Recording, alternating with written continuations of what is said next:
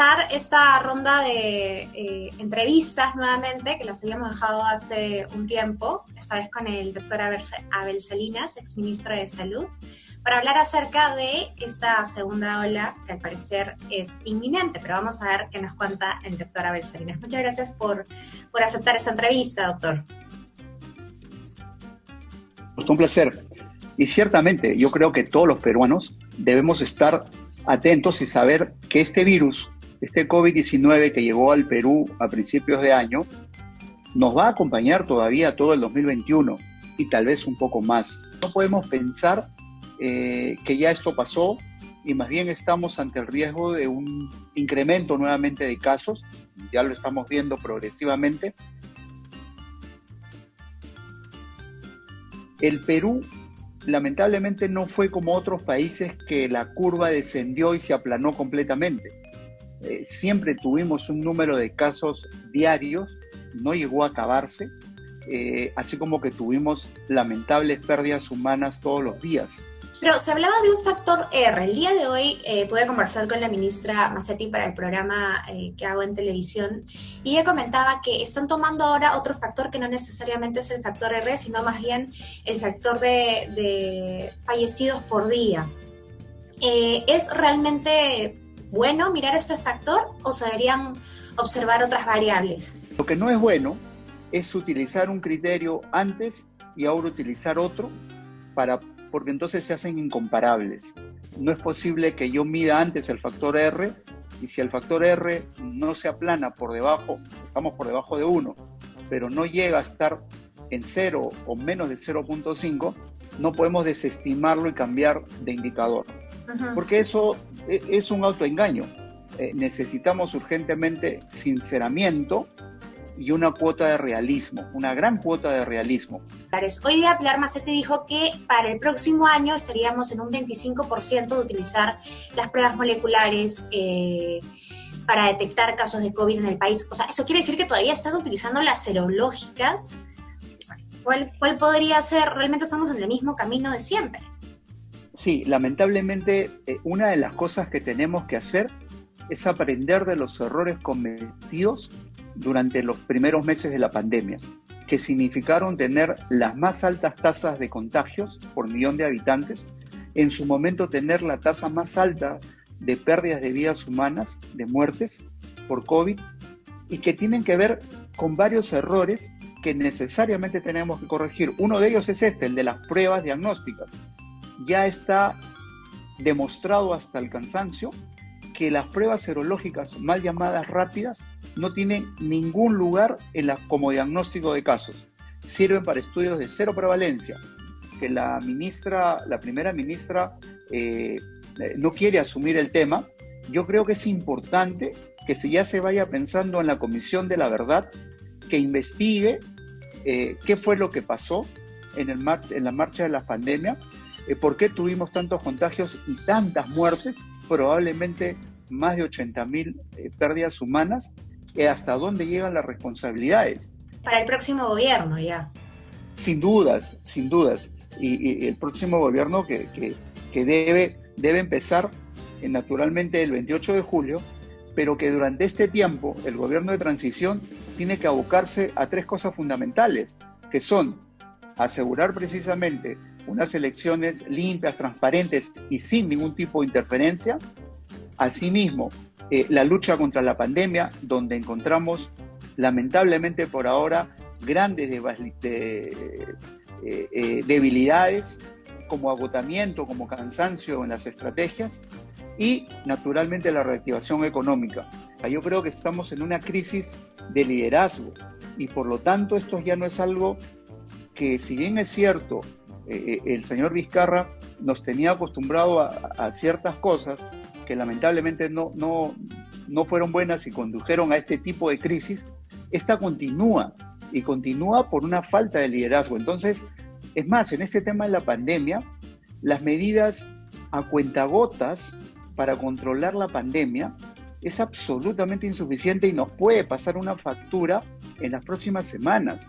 camas UCI, por ejemplo, que no hay camas UCI, hoy día la ministra justamente decía que solamente había 1.400, entonces cuando yo le preguntaba si iban a comprar más, dijeron, sí, estamos llevando respiradores, estamos llevando, bueno, no decía realmente qué pasa con el tema de las camas UCI, si las van a incrementar. ¿Había presupuesto en el ministerio para eso? Definitivamente, ha habido presupuesto para comprar pruebas moleculares. En el mundo, a pesar de que había gran demanda, teníamos suficiente dinero y había posibilidades de comprarla. Hemos tenido posibilidades de comprar y hacer más plantas de oxígeno. Ahora hay un convenio con la UNI, son 47, 49 plantas que ya se van a comenzar a instalar, pero fundamentalmente, y también teníamos dinero para las vacunas, pero lo que necesitamos hacer, más que pensar en las camas UCI, es pensar en el primer nivel de atención. Lo que tenemos claro es que si reforzamos el primer nivel de atención y dejamos de pensar en las camas UCI, vamos a poder controlar, porque en muchos casos vamos a poder limitarlos ahí. Para que no lleguen a ser las camas UCI. Para que no lleguen, exactamente. Entonces, me parece que queremos hacer oídos sordos a lo que hemos aprendido en todo este tiempo. Quería hacerle la consulta con respecto a las vacunas, porque usted acaba de mencionar que sí había un presupuesto para las vacunas, y bueno, creo que ya se ha dicho, pero el tema de que como el ministerio tenga miedo de comprar hasta que no se sepa la efectividad o la eficacia, mejor dicho, de la vacuna, entonces mejor no compremos porque no vaya a ser que compremos algo que está mal, mientras otros países han dicho ya, voy a poner la plata en las diferentes empresas que están haciendo la vacuna, y alguna de estas me tiene que resultar, ¿no? Entonces así vemos como que en Chile, por cada chileno hay 6 vacunas, y aquí en Perú no tenemos absolutamente nada. ¿Usted pudo ver este tema cuando estuvo en esos días en el ministerio?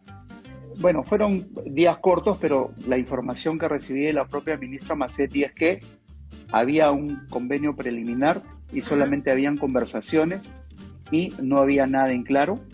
Y este tema lo estaba liderando la Cancillería. Habitualmente el Perú compra vacunas rutinariamente a través así de la OPS. El Perú no tiene experiencia comprando vacunas.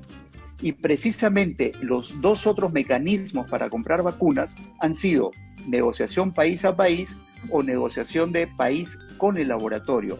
Y ahí es donde tenemos una gran debilidad, porque no tenemos la experiencia. Nosotros no compramos vacunas directamente a los laboratorios como sí lo hace Chile, como lo hace México, como lo hacen otros países hasta de Centroamérica pequeño. ¿Por qué no lo compramos? Sí. Nosotros lo hemos hecho siempre a través de OPS por un tema de seguridad de vacunas y por un tema de precio. Otros países han desarrollado tal vez esas estrategias.